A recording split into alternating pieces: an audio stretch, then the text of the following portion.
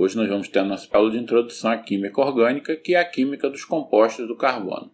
A palavra carbono vem da palavra carbo, que é uma palavra do latim que significa carvão.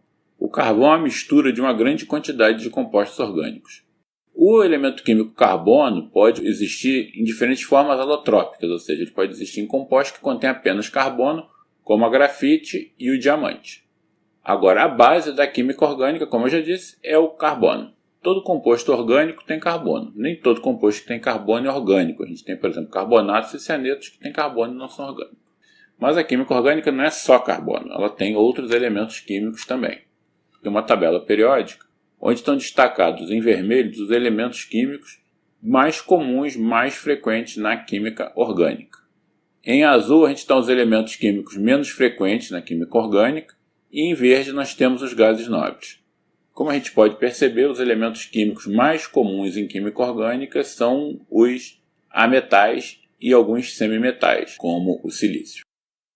Lembrando lá da química geral, os elementos químicos eles vão ser estabilizados a partir do momento que eles assumirem uma configuração eletrônica semelhante à de gases nobres.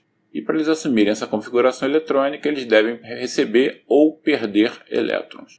Nessa tabela a gente está mostrando o seguinte: dos elementos químicos comuns na química orgânica, que são os elementos que estão na primeira coluna, e o gás nobre com a configuração eletrônica mais próxima. O hidrogênio e todos os halogênios, para ter uma configuração eletrônica semelhante a um gás nobre, eles precisam receber um elétron.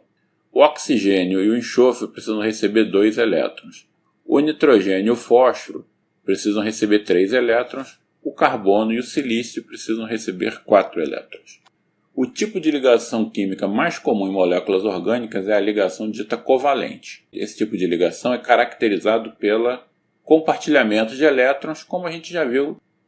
As ligações covalentes elas são favorecidas quando você tem elementos com eletronegatividades próximas. Por exemplo, se você tiver a formação de uma molécula de hidrogênio, você tem 2 átomos de hidrogênio, os dois têm a mesma eletronegatividade, cada um desses átomos compartilha um com o outro o elétron do seu outro átomo.